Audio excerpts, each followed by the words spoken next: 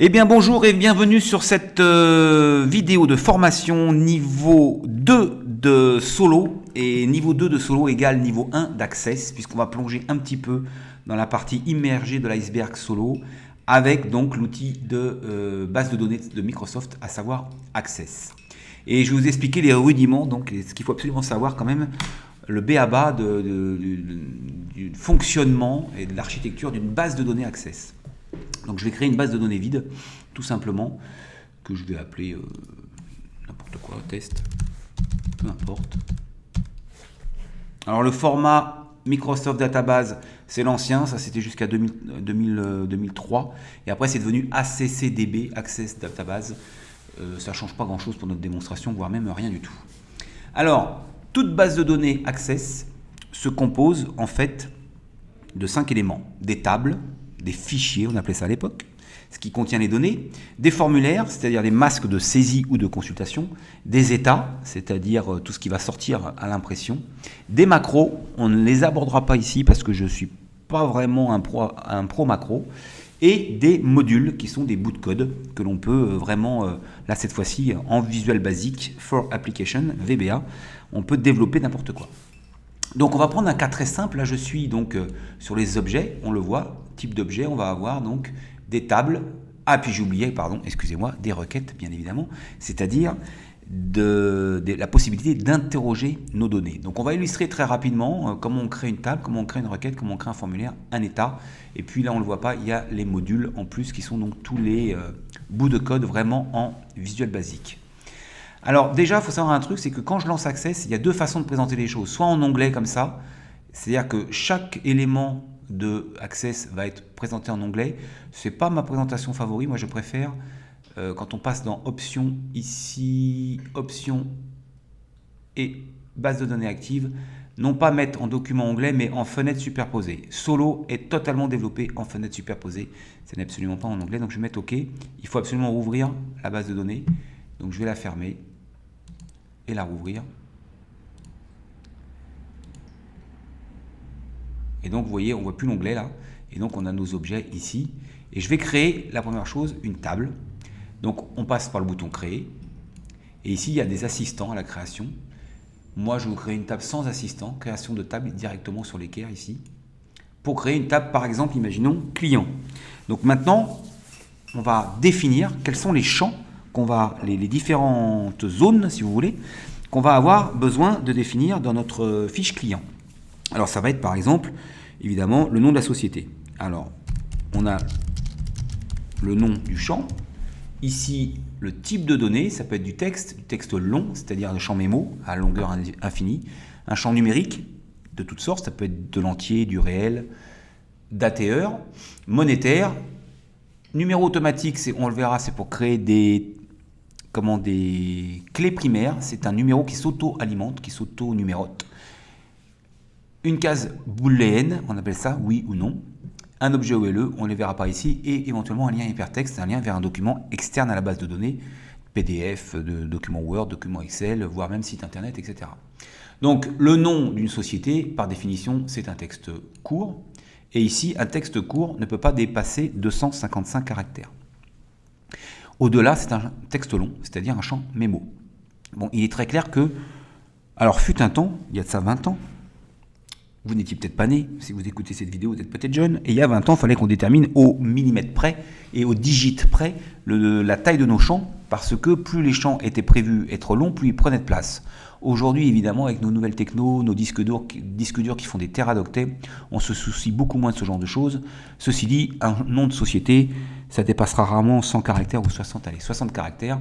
Ça veut dire que je ne pourrais pas saisir plus de 60 caractères dans ce champ, tout simplement. Alors il y a quelques options, je ne vais pas tout détailler ici, mais il y a le format, le masque de saisie, la légende qui apparaîtrait en haut de la colonne.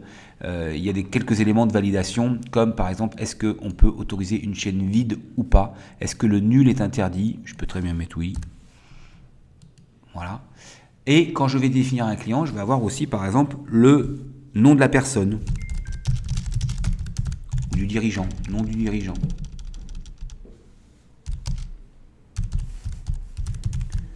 Et puis on va mettre prénom du dirigeant, c'est du texte aussi, on est d'accord. On va mettre adresse. Adresse, pour le coup, c'est un champ qu'on peut rendre long. Code postal. Là, ça va être plutôt un champ numérique. Ville. Champ texte. Et puis, si on veut un autre champ numérique, je ne sais pas moi, chiffre d'affaires. Numérique. Si on veut un champ date, connu le. Champ date. Connu le. Voilà.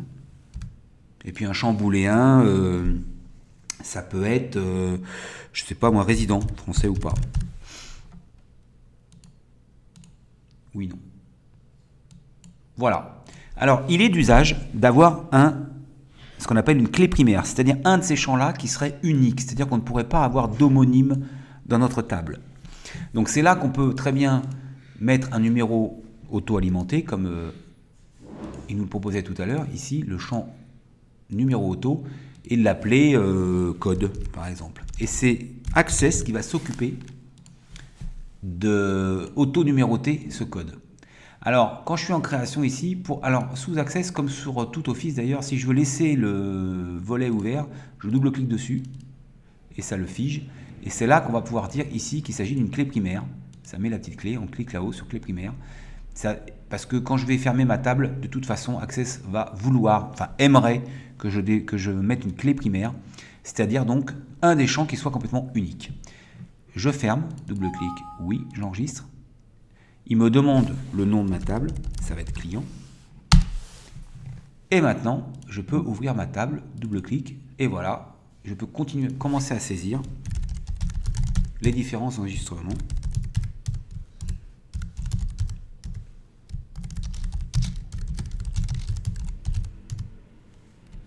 Là, je suis dans un champ numérique, on l'a vu. Si je mets des lettres, il ne va pas vouloir. Donc, c'est lui qui me force à mettre des chiffres. Ville. Connu le. Là, c'est pareil. Si je mets une date qui n'existe pas, il va me jeter. Il va vouloir une date. Et sur tous les contrôles de la date, d'ailleurs, il me propose même un petit calendrier. Résident, oui. Et là, toujours mais ça c'est vrai sur Solo, donc c'est vrai sur Access, bien évidemment, on a le petit crayon qui permet de valider cet enregistrement. Alors là, on voit qu'on peut saisir complètement tous nos enregistrements dans la table, mais il serait évidemment plus sympa d'avoir un formulaire, justement, quelque chose qui nous permette de présenter ça de façon un peu plus sympathique. Et c'est là qu'on va passer donc, dans la deuxième partie, qui est la création d'un formulaire. De la même façon, je vais donc créer un formulaire, et ici, je tombe sur un formulaire complètement vierge. J'aurais pu très bien prendre l'assistant et il m'aurait créé un formulaire de toutes pièces à partir de cette table. Je préfère partir d'un formulaire complètement vierge. Et ici, en haut à gauche, le petit carré, je double-clique dessus et j'ai sur le côté droit ce qu'on appelle la feuille de propriété. Et là, il y a énormément de choses qui nous permettent de définir la façon dont fonctionne notre formulaire, les couleurs de notre formulaire, qu'est-ce qui va se passer quand j'ouvre le formulaire, quand je le referme, quand je le modifie, etc. Donc en fait, c'est classé par type, il y a le format, ça va être la taille, est-ce que je veux l'auto-centrer par exemple, on peut s'amuser à ça. Auto-centré, c'est quelque part là-dedans. Excusez-moi, les propriétés du formulaire sont en haut à gauche. Les propriétés de la section détail de ce qu'on veut mettre dedans, c'est quand je clique dessus. Donc si je reste sur le formulaire, je voulais le mettre auto-centré, c'est là. Je peux double-cliquer pour changer la valeur ou pour en laisser déroulante. Voilà, je l'ai mis en auto-centré. Un formulaire, soit c'est un formulaire sur lequel j'ai juste des boutons qui vont me lancer des traitements, soit, et c'est ce qu'on veut faire là, il lui faut une source. C'est-à-dire, quelle est la source de mon formulaire, quels sont les enregistrements que je veux voir figurer sur mon formulaire. Et donc, le premier élément que j'ai dans Données, là-haut, c'est évidemment la source. Et là, je peux très bien choisir ma table directement client. Et quand je vais être ici en mode création, je vais avoir la possibilité ici ajouter des champs existants. Comme il a reconnu que la source de mon formulaire c'était client, il me propose les champs que j'ai définis dans ma fiche, dans ma table client. Et donc je peux les prendre tous d'un coup, les porter ici. Il va me mettre les intitulés ici. C'était les fameuses légendes que j'aurais pu changer tout à l'heure. Et puis là, les différents champs. Et il arrive même à me formater déjà correctement ma case à cocher, puisque c'était, on s'en souvient, un champ booléen oui/non, donc il l'a remplacé par une case à cocher, ça sera oui ou ça sera non. Et là, de la même façon que tout à l'heure, je vais ou le fermer, il va me demander le nom, ou mettre un petit coup de disquette ici, et lui donner un nom. Je l'appelle client, puisque c'est là qu'on va saisir nos clients. Et clic droit sur la barre, ici je peux passer du mode création au mode formulaire. Donc là je suis en mode création pour modifier mon formulaire. Et là mode formulaire, et j'arrive sur le formulaire. Et là cette fois-ci, je retourne toujours sur la première fiche. Et pour créer une nouvelle fiche, j'ai ce bouton qui a automatiquement été mis. Ça va me mettre nom de la société, on va prendre un autre société. Je ne sais pas du tout comment s'appelle le nom du patron de la SNCF. Donc on va l'appeler Jean. Voilà.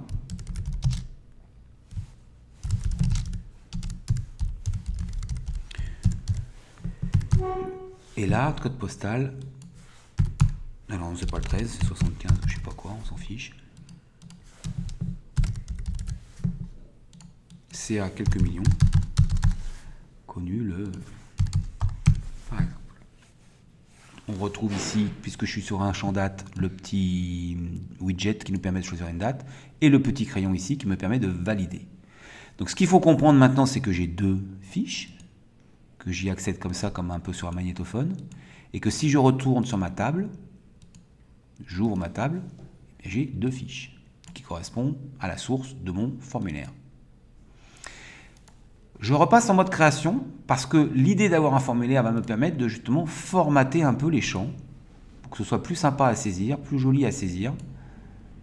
Et donc par exemple ici, quand je suis en mode création, c'est format, pardon, je vais pouvoir mettre ça en gras et en rouge. Clic droit, mode formulaire, et voilà mon formulaire qui a une autre tête. Et je peux comme ça organiser complètement la saisie. Je peux prendre plusieurs contrôles, les bouger, les mettre ici. Voilà un autre formulaire. Et je peux donc choisir, par exemple, sur mon détail, dans format, griser par exemple le fond. C'est pas très joli, on va le mettre plus. Voilà. Je peux prendre mes contrôles, mes étiquettes, on appelle ça. En fait, chaque type de contrôle porte un nom un peu particulier. Ça, c'est une étiquette et ça, c'est ce qu'on appelle une zone de texte.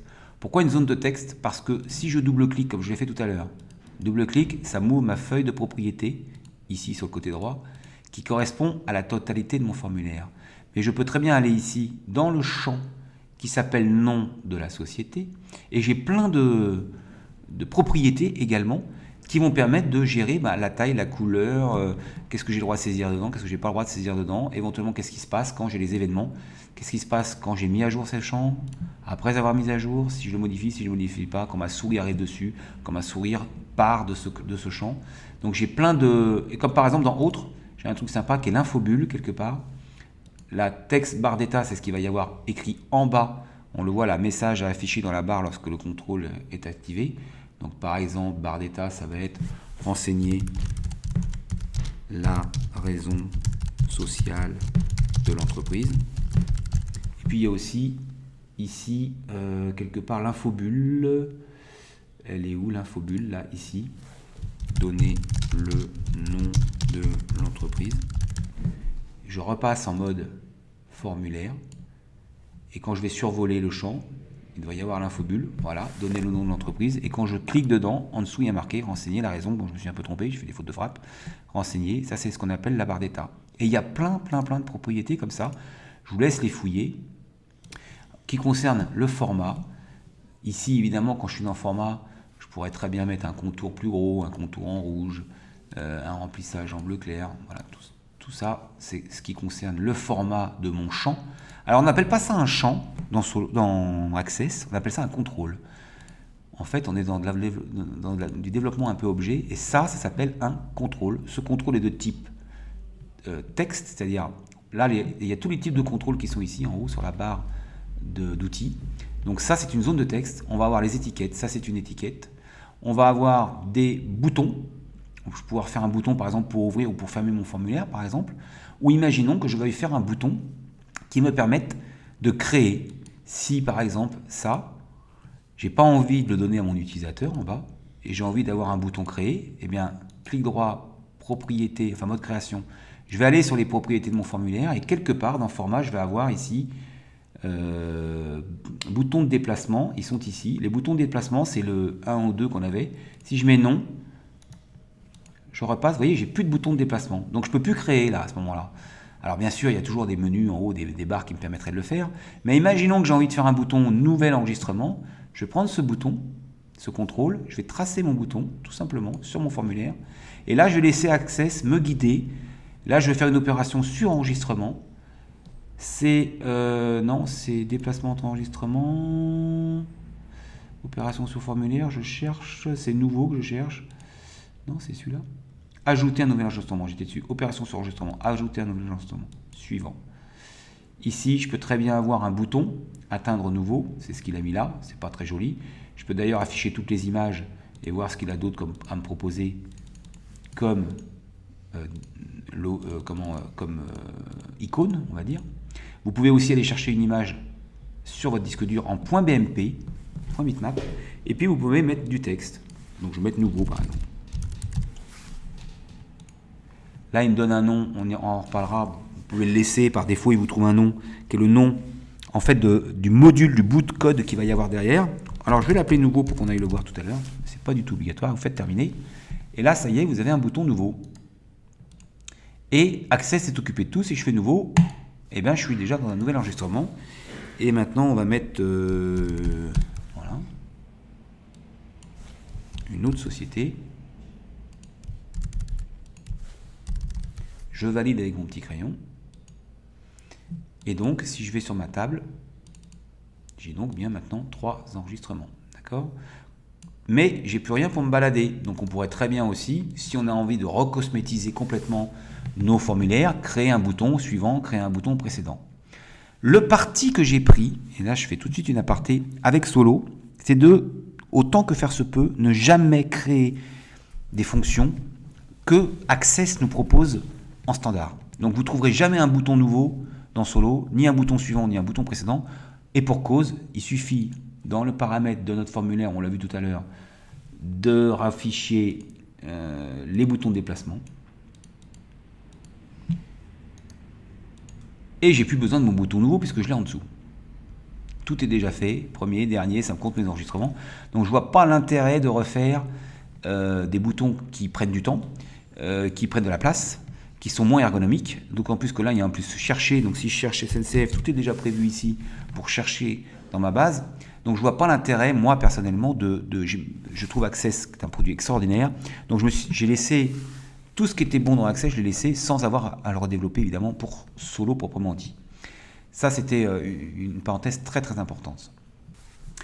Alors il me faudrait des heures pour rentrer dans le détail de ce qu'on peut faire et du type de propriété qui existe pour chaque contrôle. Par exemple, tout bête, ici on voit il n'y a pas la séparateur tous les 1000, il n'y a pas les virgules, donc ça c'est le genre de choses que vous allez avoir sur un champ texte, sur un champ numérique, pardon, ici dans format. Vous avez plein de formats différents, donc on peut prendre euro, fixe, etc. Moi je prends souvent standard, qui va me mettre 2 décimales et la séparation tous les 1000. Voilà.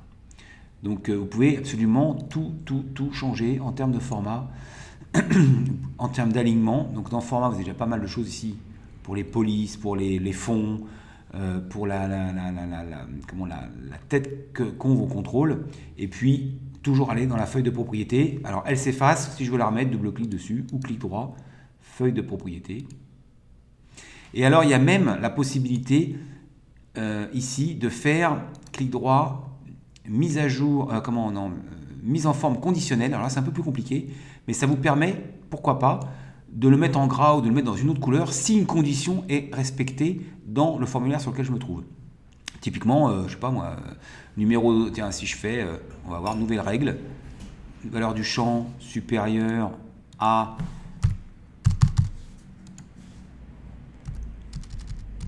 1 million par exemple.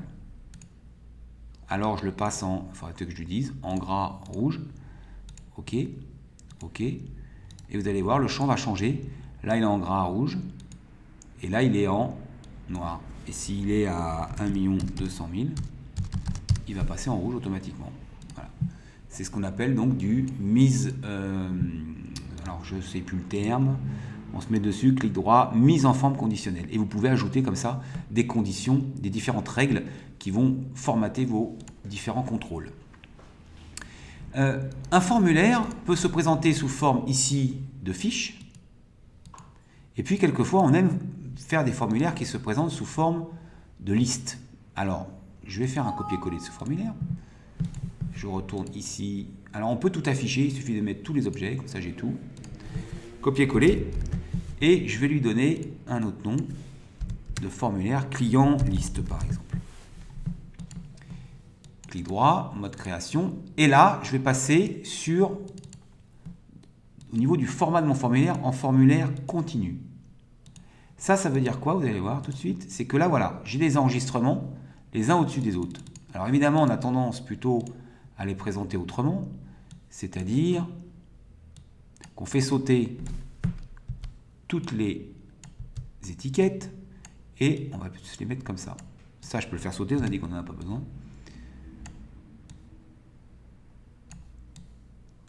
Alors, je vais vous faire une chose. Quand je veux aligner ça, je peux faire ça, ça, ça, ça, ça. Je prends tout, clic droit, et là j'ai plein de trucs qui me permettent d'aligner en haut. Ça les aligne. Clic droit, aligner à gauche. Ça les met sur le côté gauche. Et je vais les mettre directement là-bas. Je referme. Je passe en mode formulaire. Et là, voilà, j'ai la possibilité de saisir.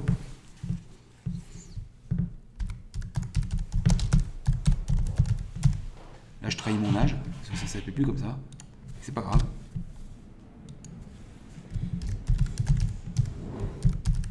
Là, je saisis directement, en ligne, directement mes différents enregistrements. Donc, ce sont deux modes de saisie différents dans mon formulaire.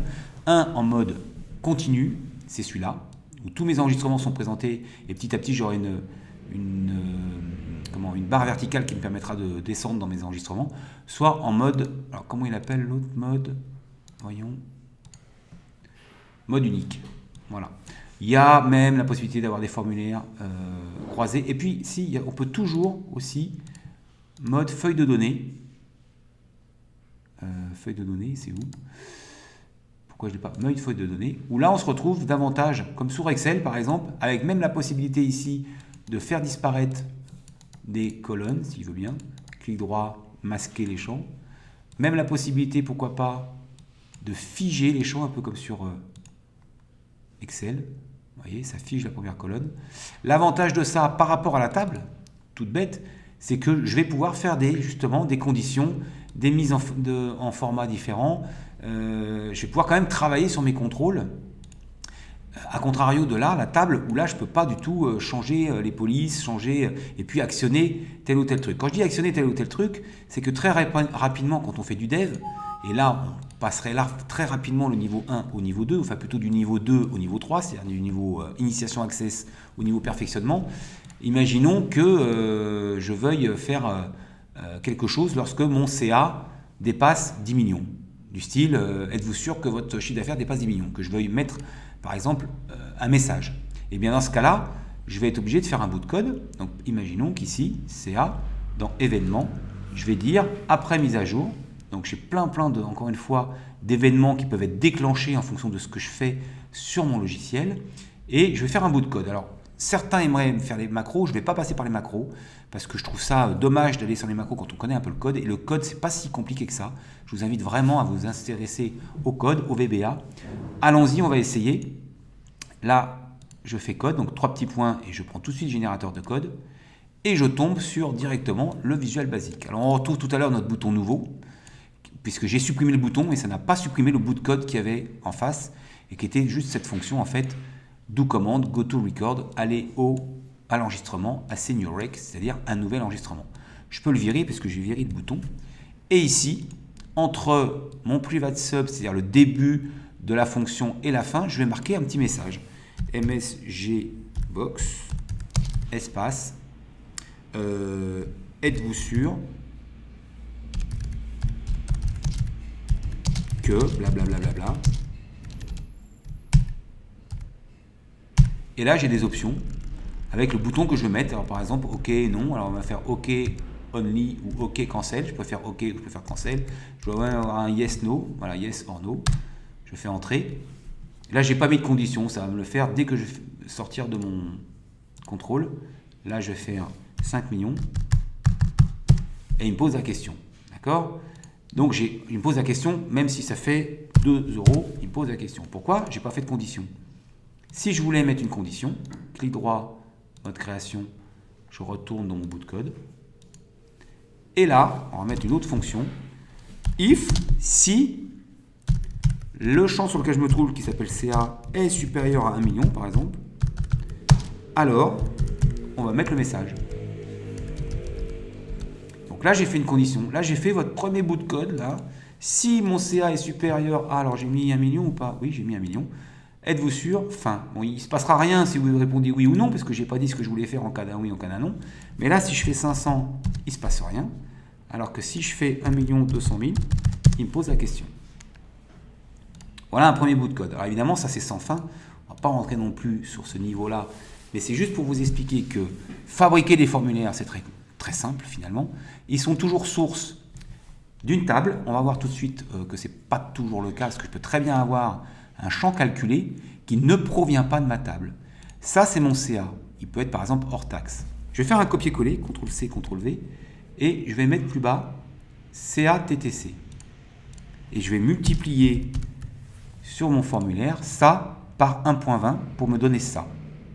Donc je vais dans ce truc-là, et la chose la plus importante quand on est dans un contrôle, c'est de donner sa source. La source, là, c'est l'un des champs, parce que j'ai fait un copier-coller, l'un des champs de ma table client. Or, moi, je voudrais que la source, ce soit égal CA multiplié par 1.20. CA, il le connaît, puisque c'est le champ CA qui contient CA. Je fais entrer. D'accord? Et ça sera toujours égal automatiquement. Je m'explique. Voilà, là, quel que soit ce que je mets ici, dès que je valide, ou même dès que je sors d'ailleurs, dès que je sors du champ, il me recalcule ça. Pourquoi? Parce que la source de ça est une formule de calcul qui provient, si vous voulez, des autres champs. Et ça, c'est très important parce qu'on s'en sert énormément également dans Access, dans une base de données, pour afficher quelque élément qu'on soit. Alors, ça pourrait être des champs, l'affichage pourrait être très très varié en fonction des informations. Je ne sais pas, il n'y a rien qui me vient à l'esprit comme ça. Qu'est-ce que je pourrais vous citer comme exemple? Par exemple, si vous voulez connaître depuis combien de jours on a connu le client, je peux très bien faire connu depuis. Et là, je vais mettre source, je vais mettre égal la date d'aujourd'hui moins connu-le. Alors, les champs, il est d'usage, les noms de champs, de les mettre entre crochets. D'accord? Donc, date moins connu-le, c'est-à-dire la date du jour. Là, c'est -1, pourquoi? Parce que j'ai mis le 28 et qu'on est le 27 aujourd'hui, voilà, tout simplement. On est le 27-11 quand je fais cette vidéo, donc si je mets le 1-11, voilà, tout de suite, il me met 26 jours. Et si je mets le 1-1-2000, il me calcule le nombre de jours qui me sépare de 2000 à aujourd'hui, tout simplement. Enfin non, oui, c'est-à-dire de 2000 à aujourd'hui. Ok? Donc, des champs qui proviennent de la table, soit des champs que je calcule et qui me permettent d'afficher des choses et des machins sur mon formulaire.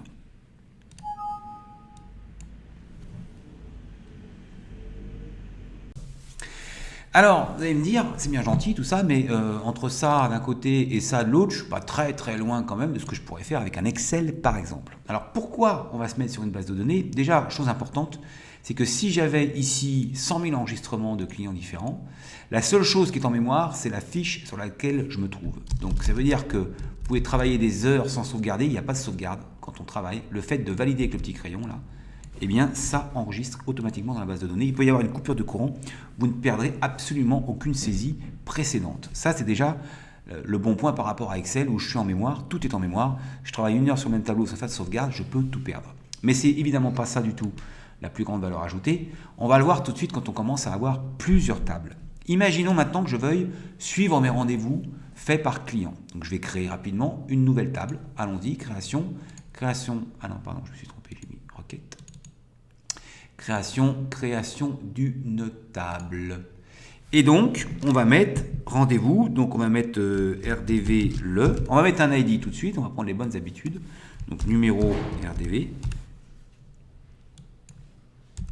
Et on va mettre un champ automatique avec une clé primaire. On va mettre rendez-vous une date. On va mettre commentaire. Champ long, texte long, on peut raconter notre vie. Qu'est-ce qu'on peut mettre d'autre je sais pas moi, à relancer par exemple, oui ou non.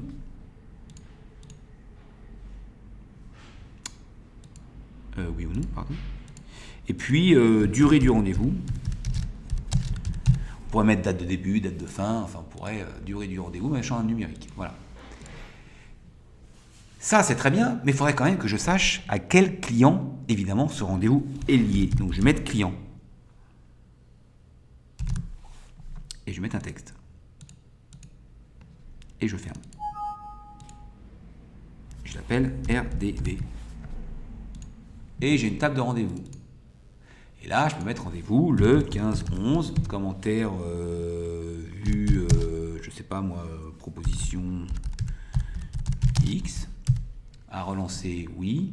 Durée de rendez-vous, j'ai mis de l'euro, j'ai fait n'importe quoi. C'est pas grave, 10 minutes, on va le changer. Et puis le client, XXX. Et là, je peux valider. Or, je n'ai aucun client qui s'appelle XXX. Et donc, c'est là qu'on va rentrer vraiment dans le cœur de ce qu'est une base de données relationnelle. Access est un outil de SGBDR, système de gestion de base de données relationnelle. On va créer une relation entre cette zone-là et cette zone-là, ou plutôt ce code-là, d'ailleurs. Alors là, on voit que le code est unique, c'est mon code client, d'accord? Et là, j'ai mis de l'alphanumérique. Donc déjà, c'est une erreur. J'aurais dû mettre, si je veux faire un lien entre ce champ-là de ma table rendez-vous et ce champ-là de ma table client, code, il faut absolument que ce soit le même type. Donc ça, c'est du numérique, même s'il est auto-numéroté. Donc ici, je vais mettre du numérique. Il va me jeter sûrement. Eh bien oui. Pourquoi? Parce que j'avais mis XXX dans un champ numérique et ça, il n'aime pas. Donc il l'a enlevé, il l'a supprimé. D'accord?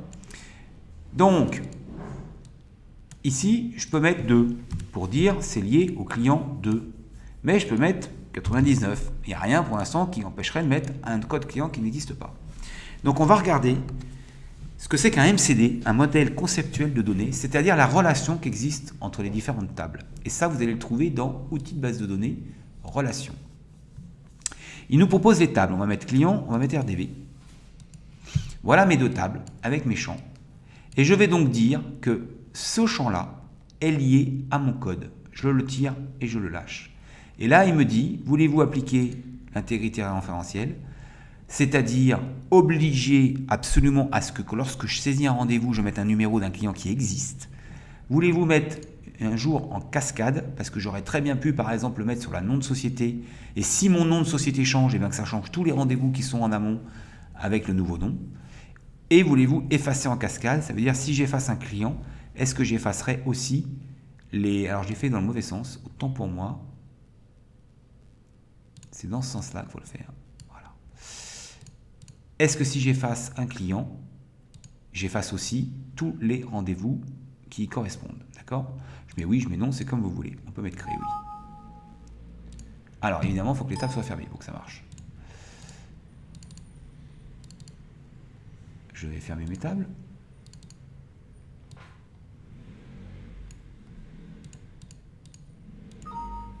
Pourquoi il ne veut pas? Eh bien parce que j'ai un 99 qui traîne. Alors attendez. Eh oui, donc ça ne peut pas marcher. Il ne peut pas me mettre l'intégrité référentielle puisque pour le coup, tout de suite, j'ai une anomalie entre un numéro de client 99 qui n'existe pas dans ma table client.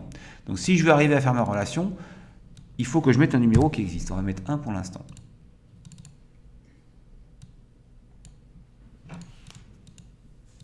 Cette fois-ci, ça passe. J'ai une relation. Je ferme. Et donc, si je mets 99 ici, ou si je saisis un nouveau rendez-vous, allons-y.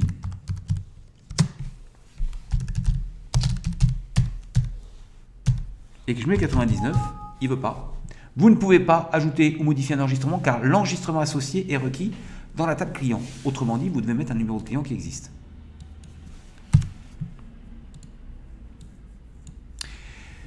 Donc, on a créé une relation là réelle entre nos clients et nos rendez-vous. Ce qui serait intéressant sur ce formulaire-là, c'est d'avoir en dessous les rendez-vous de ce client. Et là, on va faire un formulaire d'abord qui présente les rendez-vous. On va faire tout de suite un formulaire. On peut très bien ici, je me mets sur la table, je vais dans créer, je fais assistant formulaire, j'ai même ici formulaire, clac. Vous voyez qu'en un clic, il m'a fait un formulaire rendez-vous. Le problème, c'est qu'il est de type, rappelons-nous, continu. Non, il est de type, je ne me rappelle jamais du terme, format unique. Or, ce serait quand même sympa d'avoir plutôt un formulaire, parce que donc là, si je prends ça comme ça, il existe, hein, c'est pas le problème. J'ai déjà mes rendez-vous, mes 2 rendez-vous que j'ai saisis. Ok, alors on va changer 2 choses. Mon formulaire va s'appeler rendez-vous. On va surtout changer mon histoire de type. Là, clic droit sur ma table, mode création. Le durée du rendez-vous, j'ai mis monétaire, c'est n'importe quoi. C'est date et heure, ou non, ou numérique. Ça dure tant de minutes. Voilà. Et donc, je reviens sur mon formulaire rendez-vous. Il ne me plaît pas comme ça. J'ai envie de le mettre vraiment. Numéro de rendez-vous, d'abord, c'est beaucoup trop haut. Oh. Ah bah vous voyez, il m'a fait ça. C'est pour ça que j'aime pas les trucs automatiques. Il m'a tout encadré. Je comprends jamais rien ça. Il m'a tout. Ouais, ils sont tenus entre eux. Ah voilà, c'est ce truc-là. Je sais même pas comment on l'enlève. C'est un truc qui permet de maintenir tous les contrôles en un truc. Bon, ok, on va refaire un formulaire de toutes pièces, parce que ça me fatigue. Donc je vire ce formulaire, supr. Oui. Et je vais créer vite fait un formulaire de toutes pièces, vierge. Clic droit, mode création, source de mon formulaire, évidemment, la table RDV. Mode de formulaire, tout de suite, je passe en mode continu. Et on va mettre ici, créer quel champ. On va amener tous ces champs-là. Eh bien, voilà. Et une fois qu'ils sont là, on va les retoucher un peu. Le numéro, la date bien sûr, le commentaire bien sûr, à relancer, je peux le mettre là, durée ici, en dessous, pourquoi pas, et le client, pour l'instant on va le mettre là.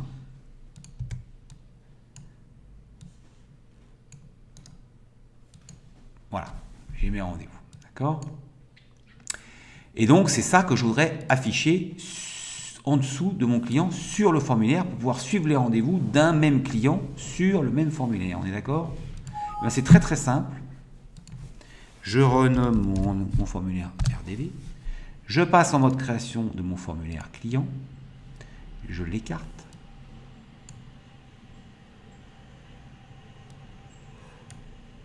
Je lui laisse la place. Et je vais venir prendre rendez-vous ici et le déposer tout simplement. Ici.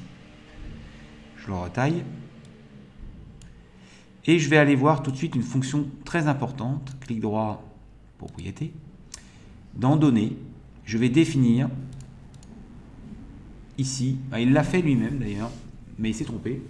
Non, il ne s'est pas trompé. Eh bien, il ne s'est pas trompé parce qu'on a fait la relation avant. C'est pour ça que c'est bien de les faire avant. Il a vu que le champ pair, c'est-à-dire ça, code, et là, ici, le nom de ce champ s'appelle client, le champ fils, me permet tout de suite d'avoir un lien entre le sous-formulaire, on appelle ça un sous-formulaire, puisqu'il est sous-formulaire du formulaire principal client, et il va afficher que les rendez-vous du client sur lequel je me trouve, grâce à ce petit paramètre dans données, qui définit quel est le champ pair du formulaire principal, et quel est le champ fils du sous-formulaire. Vous allez voir. Voilà, là j'ai le rendez-vous 1. Là j'ai test 2. Et sur le troisième, j'ai pas de rendez-vous. Si je saisis un rendez-vous tout de suite, par exemple en date du 15-2, teste le 15.2 sur RATP. Je valide. Si je fais précédent, suivant, on voit que les rendez-vous suivent. Et en plus, il vient me mettre automatiquement 3 ici, parce que j'ai fait un lien, justement, champ père, champ fils. Si je tape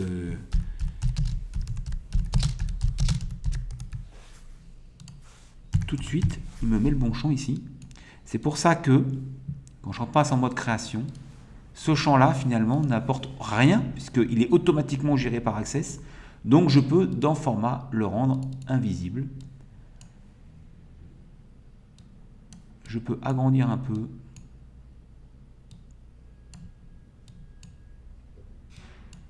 Mon champ, mon sous-formulaire. Peut-être réduire un peu ça. Et je passe en mode création. Et voilà. Je peux saisir maintenant mes rendez-vous.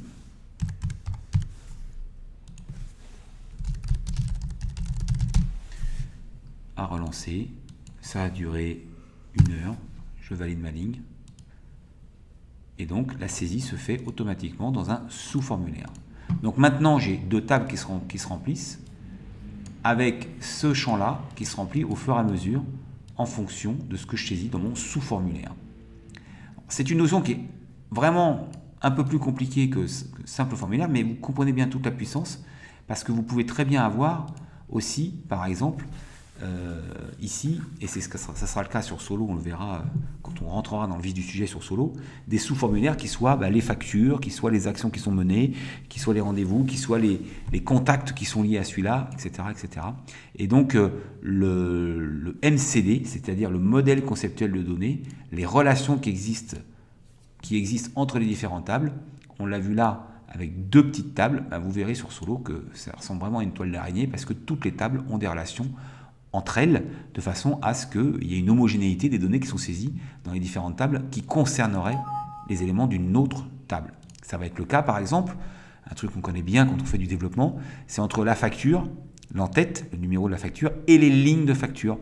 Bien évidemment, je vais avoir une facture avec le nom du client, qui va être attaché au client, la date, le montant hors taxe de la facture, et puis en dessous, je vais avoir un champ, une sous-table, qui sera les lignes de facture, et qui seront liées par le numéro, justement, pour pouvoir avoir autant de lignes que je veux pour une même et unique facture.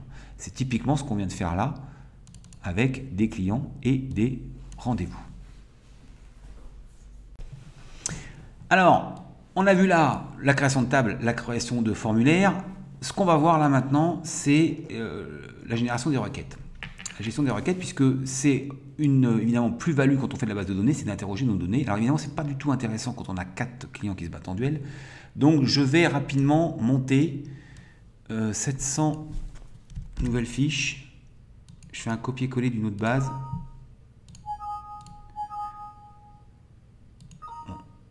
Bon, à peu près. Donc je suis allé chercher un fichier que j'avais, j'ai fait un copier-coller. Si les colonnes, si vous avez d'ailleurs tout de suite des tableaux Excel à monter, vous les montez, il faut surtout que les colonnes soient dans le même sens. Voilà, lui il s'occupe ici, vous le mettez à la fin, le code il s'occupe de le faire lui-même, et puis il vous monte comme ça, vous faites un copier-coller d'un tableau Excel directement dans Access, dans Solo, on le verra, mais surtout là on est en train de parler d'Access. Donc là j'ai 726 contacts, donc déjà, si je vais ici et que je lance mon fournisseur, je vois en dessous 726. Et donc c'est maintenant qu'on va s'amuser à utiliser les requêtes. Les requêtes, ça sert à interroger mes données. Alors il y a un truc déjà qui existe en Access qui est absolument génial, qui est le clic droit, qui me permet de filtrer les informations. Donc par exemple, si je voulais tous mes clients dans le 97, je pourrais faire clic droit dans le code postal, égal à 97, différent de 97, inférieur. J'ai même commence plus petit que... Ah non, mais ça c'est un chiffre. Alors j'ai mis un chiffre, donc c'est une mauvaise... voilà. Je peux faire sur un champ texte, filtre texte, contient, ne contient pas, commence par, imaginons, contient Paris. Et là, je vais avoir en bas, ici, 34 fiches qui contiennent Paris, enfin, dont la ville est égale à Paris. Donc déjà, ça me permet de filtrer. Je peux même filtrer évidemment en mode feuille de données et travailler sur la feuille de données elle-même. On l'a vu tout à l'heure, les différents formats d'affichage de mon formulaire. Et pourquoi pas faire un mailing, si j'avais renseigné l'emailing du emailing ou du mailing par téléphone. Donc ça permet de filtrer. Et en plus, on peut filtrer, on peut cumuler les filtres. Par exemple, CA Paris et ici, filtre texte supérieur ou plus petit que, on va faire plus petit que 1000. J'en ai 685. Alors, je n'ai pas cumulé les deux là, c'est pas possible. Donc, je recommence. Je vais dire ex filtre contient Paris 34. Et ça, je vais cumuler ça, pardon, plus petit que 1000. Voilà. Parmi les 34, il y en a 28 qui sont inférieurs à 1000. Et puis, je peux mettre ici, clic droit, connu, filtre texte, cette année, par exemple. Alors, je vais prendre beaucoup, mais j'en ai un. Celui que j'ai saisi tout à l'heure. Ah non, rien à voir. Mais bon, c'est pour vous dire que vous pouvez filtrer comme ça directement sur vos formulaires. Mais les requêtes vont nous permettre d'interroger en mettant les paramètres avant. Je vais vous faire voir tout de suite. Donc, dans requête, j'en ai pas encore, je vais faire créer nouvelle requête. Et on va déjà commencer par dire quelle table je veux interroger. La table client. Et là, je peux très bien dire déjà quel champ je veux voir. Par exemple, le nom de la société, le nom du dirigeant et le code postal uniquement. Et je veux les codes postaux qui... Alors, c'est dommage, j'ai pas mis un texte. J'aurais dû mettre un texte. D'abord, j'aurais dû sur un code postal parce que le code postal 01800, par exemple, ça sera 1800. Il est incapable de mettre le 0 non significatif. Donc, retenez cette info. D'ailleurs, on va le changer tout de suite. Je ne vais pas pouvoir... On va y revenir. Table. Client. Là, d'ailleurs, ça va nous faire un cas d'école sur le code postal qui est ici. Tous ceux qui commencent par 0 ont sauté. Ça, c'était 06156. D'accord? Pourquoi? Parce que j'ai mis un champ numérique, c'est une erreur. Code postal numérique, on va le remettre en texte. Ça ne va pas lui poser de problème. Il va nous remettre les chiffres dans un champ texte. Ça, c'est aucun problème. J'enregistre d'abord. Pas de souci. Il nous aligne à gauche, signe que c'est du texte. Par contre, il ne nous a pas mis les zéros. Ça, c'est sûr. Ici, il faut que je remette le 0 à la main. Et évidemment, j'en ai 726. Je risque d'y passer du temps. Ça va nous faire un cas d'école pour remettre, comment je vais faire pour remettre les zéros automatiquement sur les champs des codes postaux qui font que 4 caractères. Ben, c'est typiquement avec une requête qu'on va faire ça. Alors, on va d'abord voir une requête interrogation, puis on fera une requête mise à jour tout à l'heure. Donc, je retourne dans créer requête. Je reprends ma table client, puisque c'est là-dessus que je veux travailler pour l'instant. Et donc, je voudrais, par exemple, le nom de la société, le nom du dirigeant, je l'ai mis 2 fois. Le code postal et le CA, et je veux que les codes postaux qui commencent par 75. Ben, je peux mettre dans critères. En fait, la première ligne, c'est les champs. Deuxième ligne, c'est la table dont provient ce champ. Le tri, je peux les trier par ordre croissant, par exemple, ou par ordre décroissant de CA, par exemple. Ensuite, c'est est-ce que j'affiche ou pas cette colonne. Les critères de filtre. Donc là, je veux comme 75 étoiles, ça veut dire commence par 75 étoiles. J'aurais très bien pu mettre 75 001. Tout de suite, j'interroge, exécuter. Et là, j'ai les deux fiches qui ont 75 001. D'accord? Si je repasse et que je fais 75 étoiles, ça veut dire qu'il commence par 75. D'ailleurs, Access me met tout de suite comme. Là, je vais avoir que je fasse exécuter ou passer en mode feuille de données, ça revient exactement au même. Et là, donc, par ordre décroissant de codes postaux, de chiffre d'affaires, il me donne les 35 qui commencent par 75. Je peux ensuite, d'ailleurs, les retrier A à Z ou les filtrer. Je veux, par exemple, ici, clic droit, filtre texte, plus petit que 1500. Je peux encore, à l'intérieur d'une requête, faire des filtres. La requête m'ayant permis, quand je monte en post-création, d'abord de dire quel champ je veux voir figurer, quels sont les critères en dur que je veux, et ensuite je pourrai encore filtrer à l'intérieur une fois que j'ai lancé ma requête. Alors, ici j'ai mis en dur 75, mais je pourrais très bien,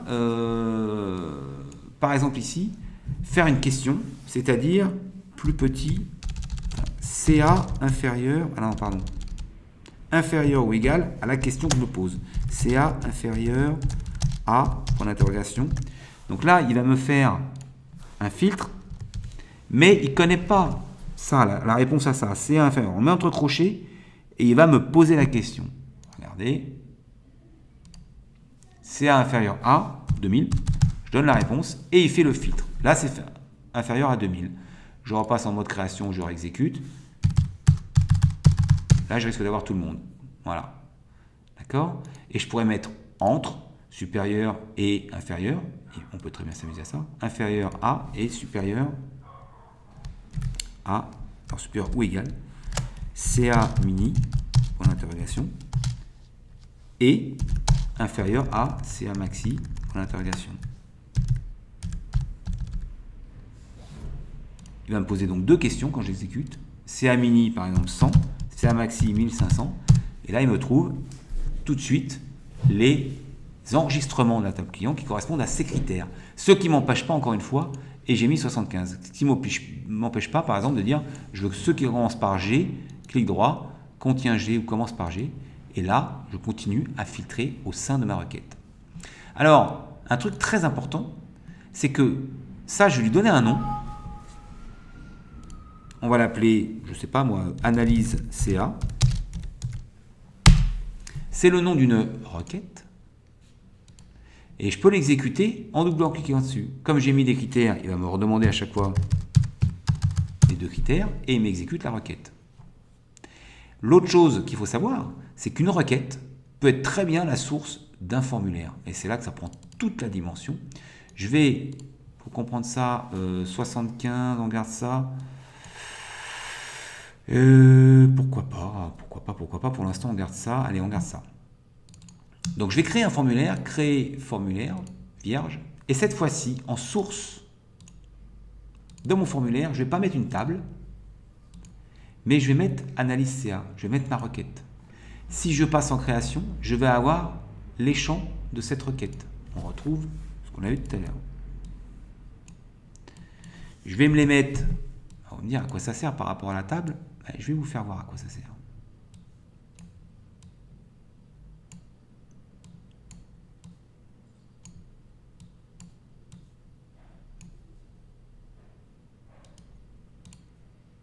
Je vais faire un formulaire continu.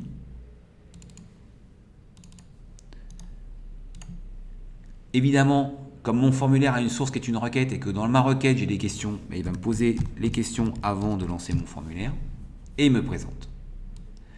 Alors, qu'est-ce qu'il y a entre la différence entre ça et ça? Eh bien, toujours pareil par rapport à tout à l'heure entre la table et un formulaire, c'est que ça, je peux très bien faire de la présentation.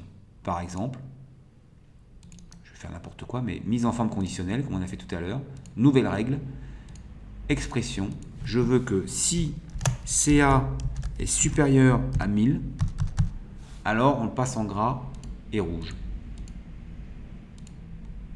Par exemple.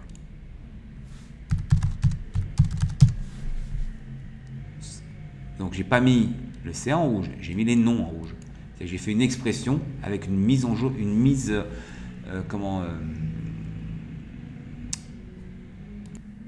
avec une mise en forme conditionnelle, pardon. Alors, l'autre avantage également d'un formulaire, d'abord, c'est plus lisible parce que vous voyez, on peut faire du blanc sur gris, en marquer dans la table aussi maintenant. Alors, l'avantage de la table, c'est que je peux régler la taille de mes colonnes. C'est absolument pas le cas ici. Je peux pas régler la taille de mes colonnes puisque dans mon formulaire, je définis la taille de chacun des champs. D'accord ? Par contre, je peux très bien avoir envie de mettre ça en italique et en plus petit pour avoir une présentation qui est complètement différente. Vous voyez ? Et l'autre chose très importante, qui peut être utile très souvent, là j'ai une rubrique qui s'appelle détails. Clic droit, je vais afficher un en-tête et un pied de formulaire. Et je vais pouvoir mettre déjà quelque chose, ici, pour faire joli, parce qu'on est dans du formulaire. Excusez-moi, là, on va pouvoir mettre une étiquette.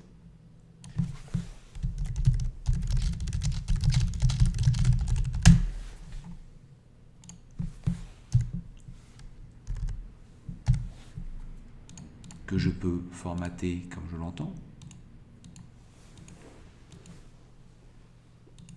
Et surtout, je vais pouvoir en pied de formulaire faire le cumul de mon CA en fonction des filtres. Et alors là, vous allez voir, je fais un copier-coller pour ne pas avoir à le retaper, mais copier-coller, je le mets là. Et on a vu précédemment dans les données qu'on avait la source. Ça, c'est le CA qui provient de ma table, en l'occurrence de ma requête. Mais là, je vais faire une formule égale, on l'a vu un petit peu précédemment, qu'on pouvait faire une formule de calcul. Et là, je peux faire somme de CA. Et donc là, ça va m'afficher la somme en bas de mes fiches. Et si je filtre en disant par exemple je veux que les G, clic droit commence par G, évidemment mon total là est le total des lignes affichées. Et alors là ça prend une dimension bien évidemment beaucoup plus importante. On ne peut pas faire ça dans une requête. Je n'ai pas la somme dans une requête, nulle part. A contrario d'Excel où il me suffit de noircir la colonne pour avoir en bas à droite le total de cette colonne. Là c'est pas du tout le cas. Donc on va se servir des formulaires pour afficher des cumuls, des moyennes, des écarts types, etc., etc. Je défiltre. Vous avez vu que là, c'était filtré. En amont, c'est filtré toujours par les critères de ma requête, plus de 100, moins de 1500. Par contre, ici, si je dis, par exemple, fini par 2, clic droit se termine par 2, je n'ai que ceux qui terminent par 2. Et là, je peux défiltrer, c'est vrai toujours, pour récupérer, attention, entre 100 et 1500, puisque c'est ce que j'avais renseigné au lancement de ma requête. D'accord? Alors, on va s'amuser à regarder d'autres choses. Ce truc-là, on va l'appeler analyse CA. C'est le nom de mon formulaire. Maintenant que j'ai un formulaire qui s'appelle analyse CA, il est basé sur ma requête. Je peux double-cliquer dessus. Ça me demande mes deux critères. Parfait. Mais je pourrais très bien envie maintenant d'avoir un menu qui me lance mes clients et qui me lance mon analyse CA.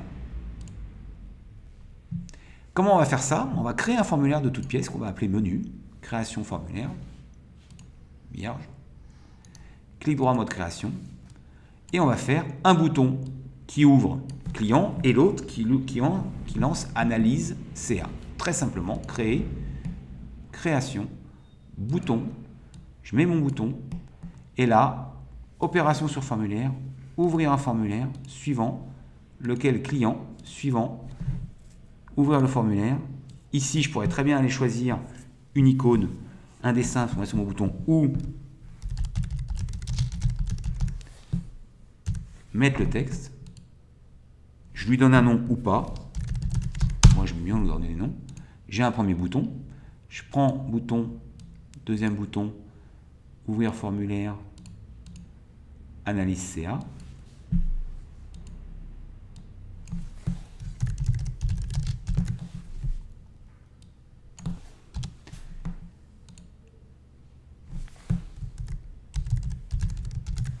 C'est pour donner un nom à mes codes, hein, parce que derrière il y a un petit bout de code, on l'a vu tout à l'heure. Voilà, ça je le fais propre. Éventuellement je prends une étiquette que j'appelle menu.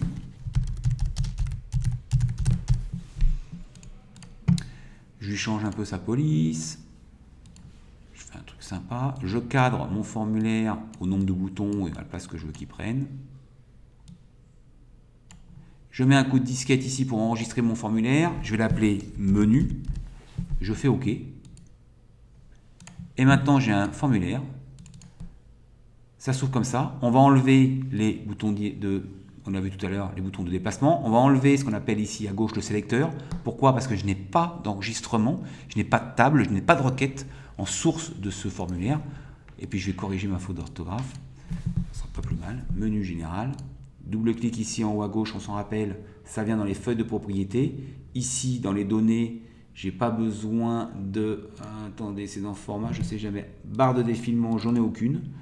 Ensuite, bouton de déplacement, j'en ai pas besoin. Afficher l'excavateur, j'en ai pas besoin. Est-ce que je veux qu'il soit dimensionnable ou pas? Pas forcément. Donc, je vais mettre très simple.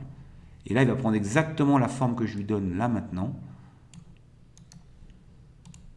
Voilà, je ne peux plus le dimensionner, c'est beaucoup plus propre. Fichier client, ça m'ouvre mon fichier client. Fichier analyse, ça me pose la question. Et ça m'ouvre ma requête.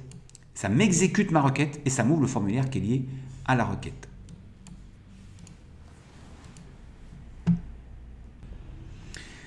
Alors, on a déjà pratiquement une petite application là, puisqu'on a un menu général et deux formulaires avec une petite requête. D'accord? Alors, ce que je trouve pénible, par exemple ici, c'est qu'il me pose la question comme ça. C'est sympa, mais en même temps, d'abord d'une, je ne peux pas marquer en haut analyse des CA de mes clients entre 100 et 1500 puisque je l'ai stocké nulle part. Et c'est surtout qu'il faut que je le saisisse à chaque coup. Même si je fais de 0 à 1 million, chaque fois que je vais vouloir ouvrir ce formulaire, il va me demander de 0 à 1 million. À chaque fois, il faut que je le renseigne. D'accord ? Alors, ce qui serait sympa, c'est qu'on ait deux zones qui nous permettent de mettre CA minimum, CA maximum. Et ça, je pourrais très bien le mettre sur mon menu principal. Comment je vais m'y prendre? C'est tout très très simple. Et là, on va commencer à un petit peu évoluer dans l'application. Je vais sur mon menu, créer deux champs. Un CA minimum. Donc là, c'est mon CA mini. Et ici, je vais lui donner un nom. Ça, c'est là que je vais remplir la donnée. Donc, le nom de mon contrôle, ça sera, par exemple, CA mini. Attention. CA mini, on va le mettre CA underscore mini. On écrit bien. D'accord. Oh, hop. Zut. Voilà. Et je vais faire un copier-coller. CA maxi. Comprenez bien que ça, c'est l'étiquette, hein, c'est ce qui est affiché sur mon formulaire. Et ça, c'est le nom de mon contrôle. La source de ce contrôle est nulle. C'est-à-dire qu'il va falloir que je remplisse quelque chose dedans. Par exemple, 0, par exemple, 100. Et je voudrais que quand j'analyse ma CA, il ne me pose pas la question, mais qu'il aille me chercher ce que j'ai mis là et ce que j'ai mis là. En plus, ici, dans Données, je peux mettre une valeur par défaut. 0 pour le mini, et imaginons 15 millions pour le maxi. Donc ça, c'est des propriétés, je vous laisse les découvrir, il y en a énormément. Valeur par défaut, là, quand je vais ouvrir mon formulaire, 0, alors c'est parce que, pourquoi on recommence, on le ferme, on le rouvre. Ah, ça ne marche pas. Pourquoi? Maxi, il n'en veut pas. Valide si, c'est n'importe quoi, je me suis trompé de zone. C'est valeur par défaut. Décidément. Valeur par défaut, 15 millions. Ben non, ça ne me pose pas de problème. Donc.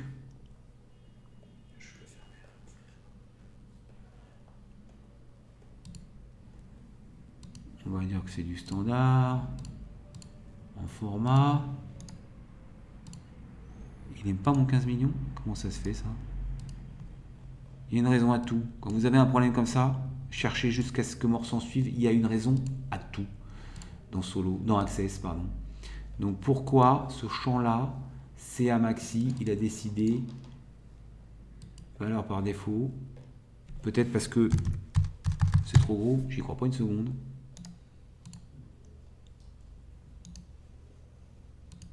Incroyable. Bon, on va le fermer, on va le rouvrir.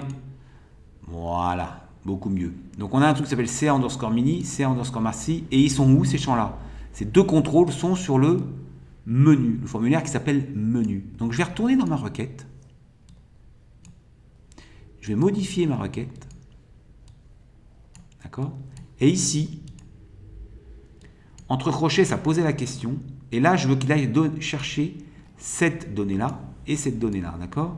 Eh bien, cette donnée-là fait référence à un contrôle. Et en fait, on va taper forms. Vous allez voir qu'il va le transformer en forme formulaire. Le nom du formulaire, point d'exclamation, le nom du contrôle, CA mini. Et inférieur à formulaire. Comment il s'appelle mon formulaire? Menu. Et mon contrôle, CA maxi. Alors vous voyez, il me remet. Ah non, des fois il remet formulaire, ça dépend des versions d'Access. Ici, il aurait pu me remettre formulaire. Il préfère forms, il me met bien les crochets, il n'y a pas besoin de s'embêter avec ça. Et là, automatiquement, quand j'exécute ma requête, j'ai dû me tromper quelque part. Non. C'est un mini. Oui, regardez, là, j'ai pas mis mini. Il faut faire très attention parce qu'il n'y a même pas de message d'erreur. Voilà, tout de suite. Alors on va essayer. Imaginons que je veuille que les chiffres d'affaires qui soient à 0. J'en ai pas. Bizarre. Donc de 0 à 500, analyse CA, et voilà.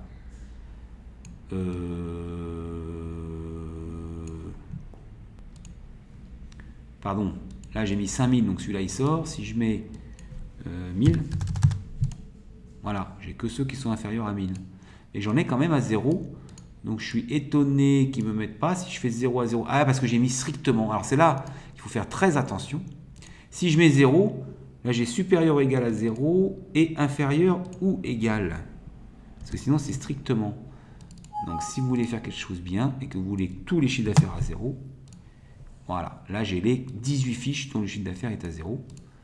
Et si je veux CA mini 1000, 2000, voilà. Et là je peux commencer à m'amuser à lancer une requête qui est la source d'un formulaire et qui va automatiquement présenter les données que j'ai envie sans avoir à... enfin, avec une ergonomie, on va dire, une grille de saisie beaucoup plus intelligente que si j'avais à chaque fois l'obligation de rentrer les choses. Et surtout, quand je lance mon appli, donc quand je lance mon menu, une fourchette déjà prédéfinie, ce qui m'abroge de renseigner quoi que ce soit, puisque j'ai déjà les deux grandes fourchettes qui me permettent de tout présenter. D'accord ? Donc on voit que là, c'est nos limites, hein, c'est en fonction des informations que vous avez à gérer que vous allez pouvoir comme ça faire un menu qui va vous ouvrir des fiches qui vont permettre de saisir des informations, de saisir des sous-informations si on va dans des sous-formulaires, et de les présenter de façon diverse et variée, soit sous forme de formulaire, avec des totaux comme j'ai fait là, toujours pareil, hein, on n'oublie pas que la présentation provient des contrôles et donc des feuilles de propriété qu'il y a sur chaque contrôle.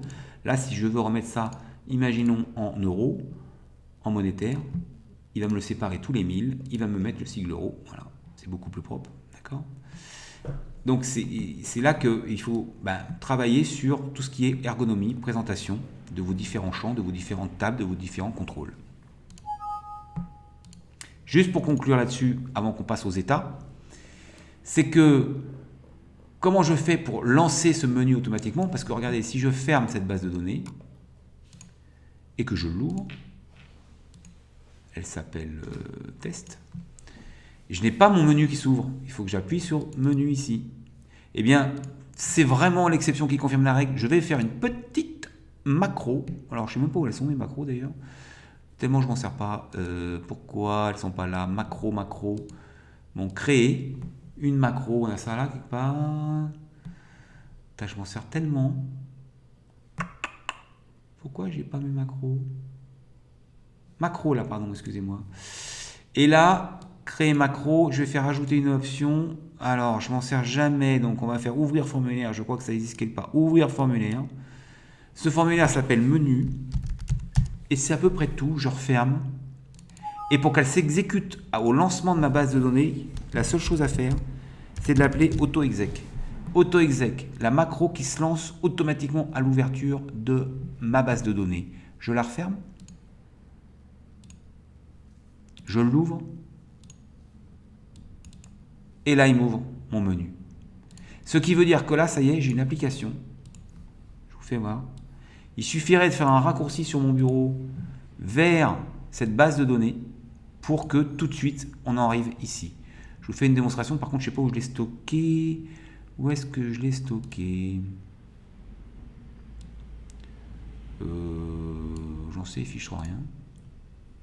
Dans Documents. Donc, je ferme. Je vais dans Documents. Elle est là. Je fais un raccourci sur mon bureau.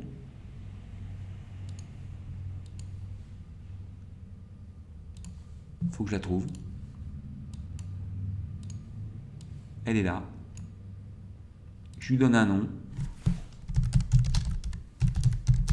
Éventuellement, je change l'icône.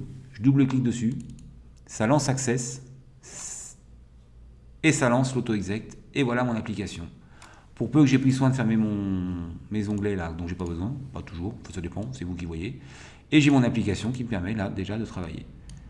Voilà une application faite en moins d'une heure sous Access. J'espère que ce début vous a été profitable. On va regarder vite fait quand même, je vous avais promis de regarder aussi le dernier point qui concerne les états.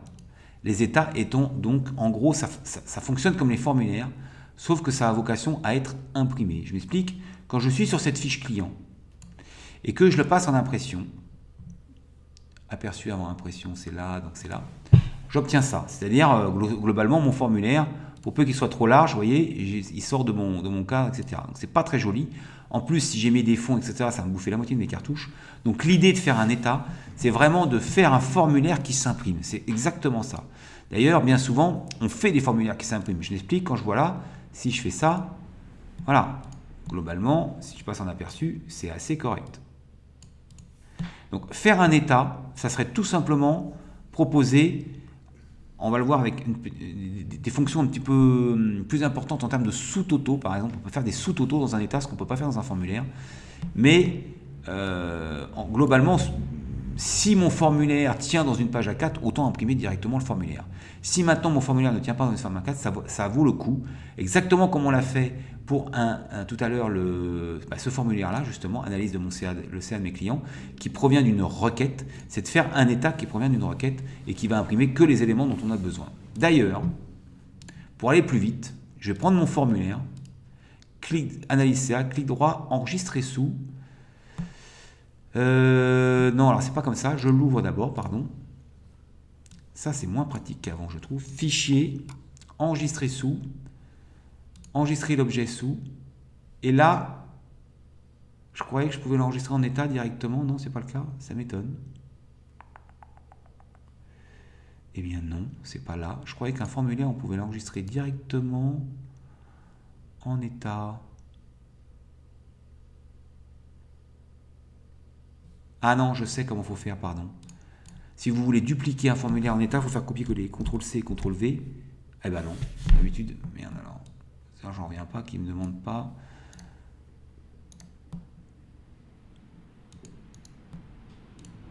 Non.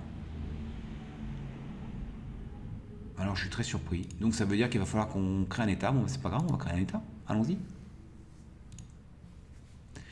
Ce que je vais faire, c'est que je vais copier là la source. Analyse CA. Créer état. Il est où mon état? État, ici, toujours pareil, un peu comme donc on va faire état vide. Je passe en mode création, je double-clique là, je prends analyse CA, éventuellement je reprends ça, copier, je le colle dans détail, coller, ça m'évite de tout refaire. Le titre, copier, coller, voilà. Alors l'état, lui, il est automatiquement en mode continu, hein. C'est-à-dire qu'il va afficher de toute façon les enregistrements les uns après les autres. Je peux même prendre le total, copier, je le copie, alors pas en bas de page, il faut créer un bas de rapport. Mince. Ah bah là j'ai fait n'importe quoi. Copier, coller, voilà. Je fais attention que ce soit, si je veux que ça tienne dans un 21-29/7 inférieur à 19 cm, disons. Et voilà mon état qui tout de suite, lui, passe en impression. Autant tout à l'heure on passait par le formulaire et puis on le rendait en impression. L'avantage, je vais vous faire voir, moi pourquoi je préfère faire des états, des formulaires qui s'impriment, c'est que si je décide ici dans mon formulaire de les trier par ordre alphabétique, quand je vais l'imprimer après, ça sort de la page, mais on s'en fiche pour l'instant, il est trié. Alors que dans un état, c'est vous qui déterminez à l'avance la façon dont vous voulez qu'il soit trié. Donc là, il est trié par ordre, je ne sais pas de quoi d'ailleurs. C'est comme la requête, logiquement c'était par ordre décroissant de chiffre d'affaires. Mais dans un état, ça fait partie justement des fonctionnalités d'un état, c'est qu'on va pouvoir, clic droit, ici, trier, regrouper, c'est en bas d'ailleurs, on le voit ici. Je peux ajouter un tri et dire que je vais les trier par ordre de nom de société, par exemple.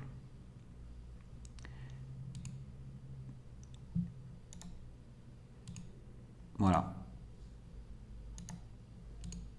J'aurais très bien pu les mettre par ordre de CA, en allant du plus grand au plus petit, ou du plus petit au plus grand, par ordre décroissant. Voilà. Ça me trie par ordre décroissant. Alors, L'autre avantage, c'est, comme je vous l'avais dit, et en fait pour moi c'est le seul, si on a affaire évidemment à des formulaires qu'on pourrait interroger, trier, filtrer en amont pour pouvoir les présenter, c'est les sous-totaux. Par exemple, je pourrais très bien les trier par ordre de code postal. Valeur entière, je pourrais très bien dire par premier caractère, et je vais prendre les deux, par les deux premiers caractères. Alors, il me le propose même là. Donc, là, on est par ordre de code postaux. Les 75. Alors, j'ai mis des critères? Non. Pourquoi j'ai que du 75? J'en sais rien. Pourquoi j'ai que du 75? On n'a pas mis que du 75.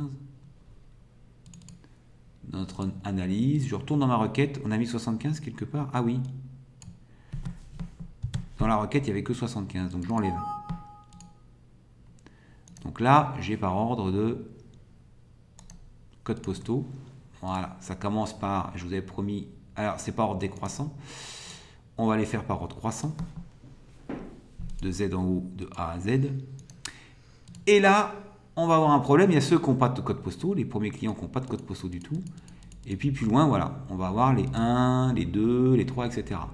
Et mon problème, c'est que je n'ai pas les zéros. C'est ce que je vous avais expliqué tout à l'heure. Puisqu'on a changé notre champ numérique en champ alphanumérique et que les zéros non significatifs n'ont pas été pris en compte. Donc comment je vais faire pour rajouter les zéros? On va le faire. Petit cas d'école qui peut arriver à tout moment. Je vais faire une requête. Donc je retourne dans mes requêtes. Créer. Requête. Je vais prendre mes clients. Je vais prendre mes codes postaux. Et je vais prendre ici une valeur x 2 points. Je veux que ce soit la longueur de mon code postal. Donc, c'est une fonction qui s'appelle len, ou longueur, ou nombre de digits, on va voir en quoi. Le nom de mon champ. Les noms de champ entre crochets, surtout quand il y a des espaces. Si j'exécute cette requête, j'ai ici 5, ici 0, 1, etc. Et je vais avoir ceux qui en ont 4, ceux-là. Alors, je pourrais prendre égal, tous ceux qui sont égaux à 4. J'en ai 44 et mettre un 0 devant, à la main, puisque c'est ceux-là où le 0 n'a pas été pris. Ça va me demander 44 fois 20 secondes, au secours. Donc, il y a plusieurs formes de requêtes. Nous, on n'a vu que des requêtes de type sélection. C'est-à-dire que j'interroge ma base de données, mes différentes tables. Et en réalité, il y a d'autres formes de requêtes quand je suis en création. Il y a une requête, par exemple, mise à jour. Et donc, je veux que ma longueur de code postal, en critère, soit égale à 4. Je vais un peu vite, mais ma sélection, si je retourne, voilà, j'ai dit que je voulais que les codes postaux qui font 4 caractères. Comment je suis arrivé à ça? Nombre de caractères, de quoi? De code postal, et en critère 4. D'accord? Et maintenant, je vais faire une requête mise à jour, et je vais dire en mise à jour que je veux rajouter un 0 devant. 0, entre crochets, entre guillemets, pardon, et quoi? Et code postal. Et j'exécute cette requête. Attention, une seule fois. De toute façon, après, il n'y aura plus, si je repasse maintenant en mode sélection, il n'y a plus rien puisque tout est passé à 5. Puisque maintenant, je vais avoir ici, alors attendez,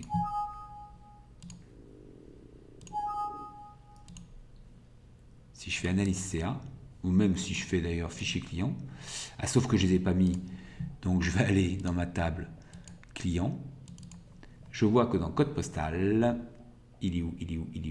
Il est là. Maintenant, je dois avoir des trucs qui commencent par 0. Voilà, ici 0. Et il suffit de trier par ordre croissant. Et voilà, les 40. Si je fais clic droit, commence par 0. Je retrouve mes 44, non? Il y en avait 47. 47, ah oui, il y avait 2 où il n'y avait rien. 47 champs qui commencent par 0. Un code postal qui commence par 0. Tout ça pourquoi? Pour maintenant revenir sur mon état. Ici, analyse, où je voulais faire un sous-total, pourquoi pas, du chiffre d'affaires par département, puisque les deux caractères de gauche de mon code postal sont les départements. Donc là, il m'a mis code postal, trié par ordre, oui. Alors, tout à l'heure, j'ai mis 2, mais je ne sais pas où il est, on va voir si ça marche. Et je vais donc ajouter un groupe et on va faire un pied de groupe sans Toto, avec Toto.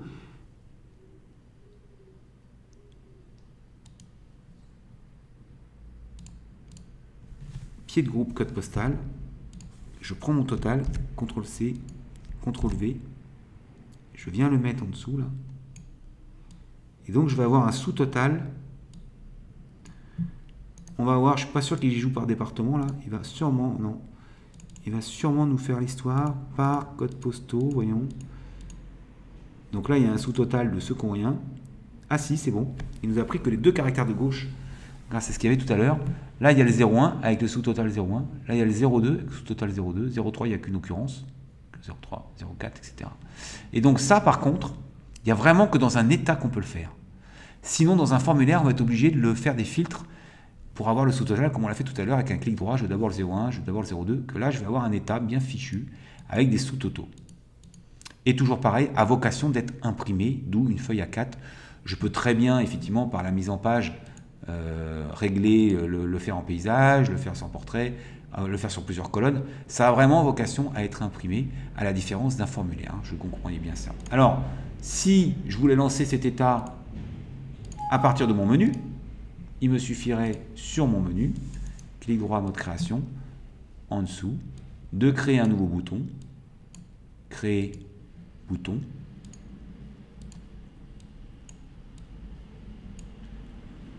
et là je vais faire sur état, ouvrir l'état,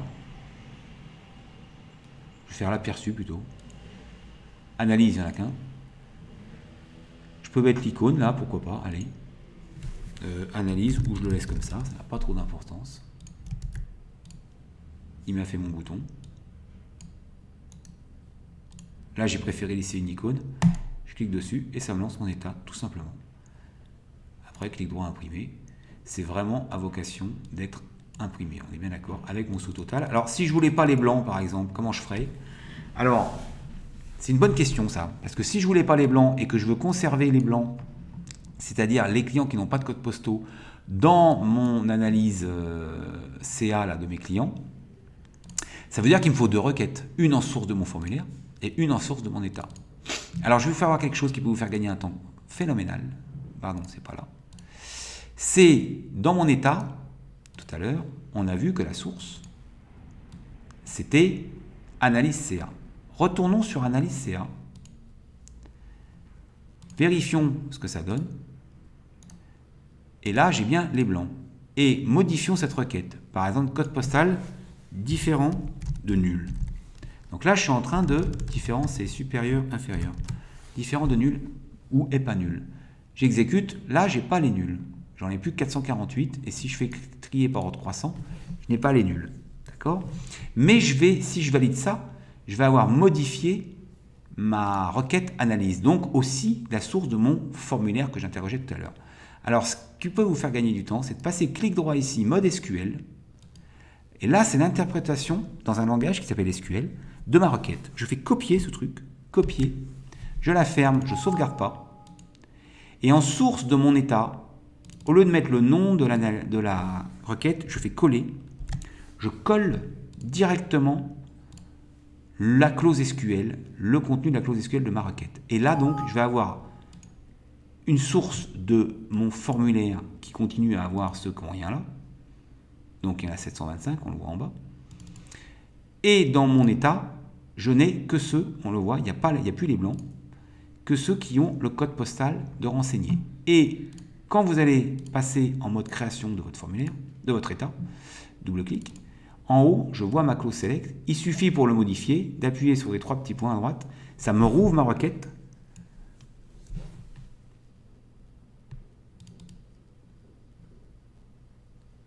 Et par exemple, qu'est-ce que je pourrais changer? Je ne sais pas moi. Je peux rajouter encore un autre truc. Nom de société, je ne sais pas moi, inférieur à L. C'est-à-dire que les premières lettres de l'alphabet. Je fais oui, ça change la clause. Et là, j'ai plus que des noms de société qui sont inférieurs à L.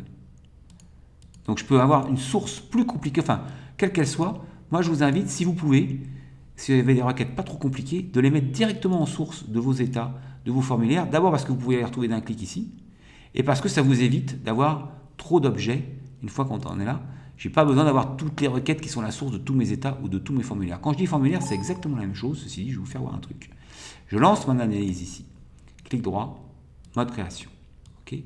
On a vu que la source, c'était analyse CA. Je vais là, je passe en mode SQL, je fais copier, je referme, je colle ici en source, je ferme, je peux supprimer ma requête, je n'en ai plus besoin. Pourquoi? Parce que j'ai mis la clause SQL directement en source de mon formulaire. Donc ça m'évite d'avoir des requêtes et des requêtes et des requêtes, et pour savoir ce que j'ai au bout, clic droit, mode création, je vais dans la source et je clique sur les 3 petits points et je retrouve ma requête spécifique à mon état ou à mon formulaire, en l'occurrence ici le formulaire. D'accord? Ça vous évite d'avoir trop de requêtes. Voilà un petit tour rapide de ce qu'on peut faire avec Access. On va passer dans la vidéo d'après sur la façon dont Solo, le logiciel Solo, le RP Solo, le CRM Solo a été construit, d'accord, sur les bases élémentaires de ce que je viens de vous expliquer. Il n'y a pas beaucoup de choses de plus à savoir en théorie. Vous allez voir qu'en pratique, on peut aller beaucoup plus loin, puisque ce que vous allez voir sur Solo est la substance moelle de tout ce que je viens de vous expliquer en termes de générateur de tables, création d'état, de formulaires, de requêtes, et bien sûr, on va le voir aussi beaucoup de modules. Je vous remercie, je vous dis à très bientôt. N'hésitez pas à liker, à partager cette vidéo. Je vous dis à très bientôt dans une prochaine vidéo sur Solo ou sur Access. Bye bye tout le monde.